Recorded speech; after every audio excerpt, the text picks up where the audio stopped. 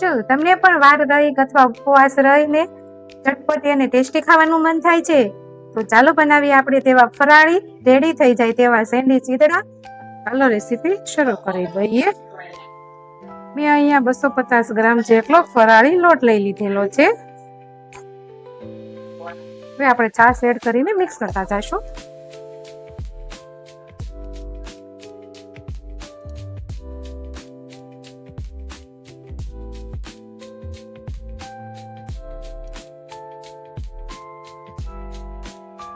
અહીંયા સ્વાદ અનુસાર મીઠું એડ કરી દઈશ.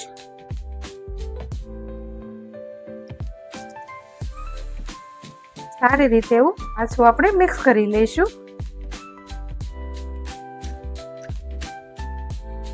બેટર બનીને રેડી થઈ ગયું છે. આપણે તેને 10 મિનિટ રેસ્ટ આપી દઈશું.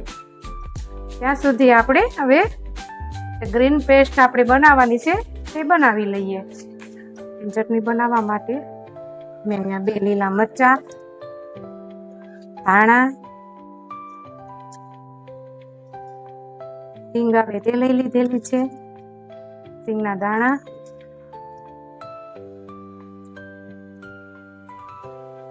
થોડી એવી ખાંડ, સ્વાદ અનુસાર મીઠું, અડધા લીંબુનો રસ,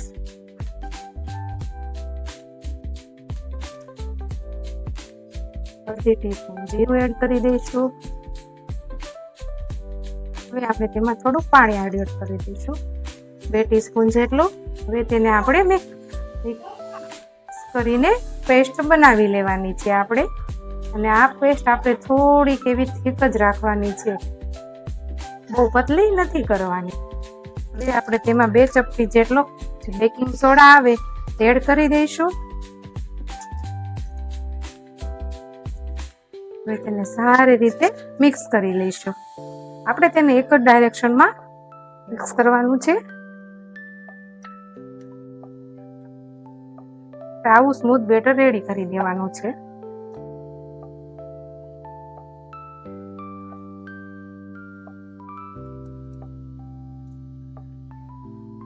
હવે આપણે એક પ્લેટ લઈ લીધેલી છે, તે સ્ટીમ કરવાના ઢોકળા બનાવવા છે.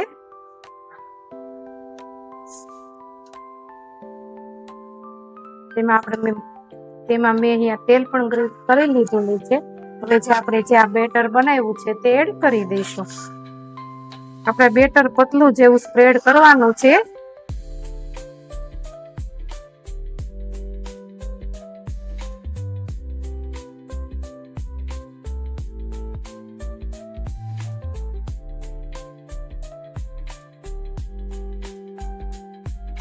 હવે મેં બેટર એક ડીશમાં લઈ લીધેલું છે. આપણે તેને હવે સ્ટીમ કરવા માટે મેં અહીંયા પહેલેથી જ પાણી ગરમ કરી લીધેલું છે.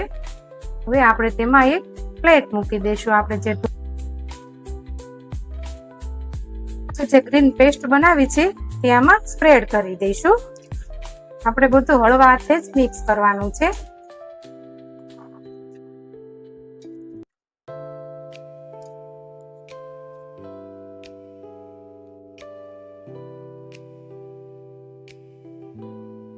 મેં અહીંયા ગ્રીન ચટણી પણ લગાવી લીધેલી છે. હવે તેને આપણે બીજું લેયર આપી દઈશું.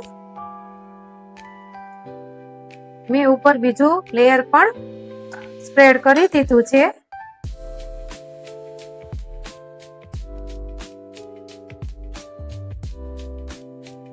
ઉપરથી હું લાલ મરચું પાવડર સ્પ્રિંકલ કરી લઈશ.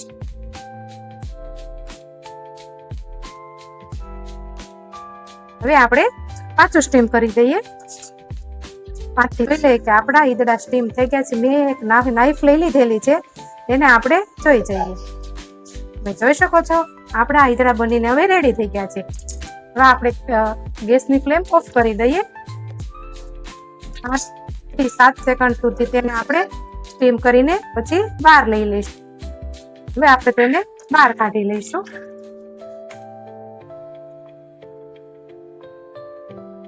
જે આપણે મિશ્રણ બનાવ્યું છે તેને આપણે 5 થી 7 મિનિટ સુધી ઠંડુ થવા દઈશું. પછી આપણે તેને ડિમોલ કરી લઈશું. હવે આપણે જે આ મિશ્રણ બનાવ્યું હતું ઈદડાનું તે ઠંડુ થઈ ગયું છે. હવે આપણે તેને બહાર કાઢી લઈશું. અને તેના પીસ કરી લઈશું.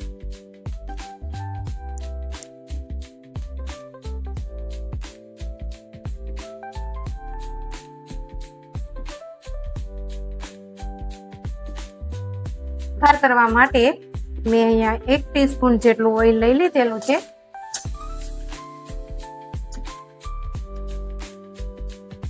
હવે તેલ ગરમ થઈ ગયું છે. આપણે તેમાં 1 ટીસ્પૂન જેટલું રાઈ, જીરું ને 1/2 ટીસ્પૂન જેટલા તલ એડ કરી દઈશું. ચપટી જેટલી હિંગ એડ કરી દઈશું. હવે આ વઘાર આપણે આમાં ઉપર રેડી દઈશું.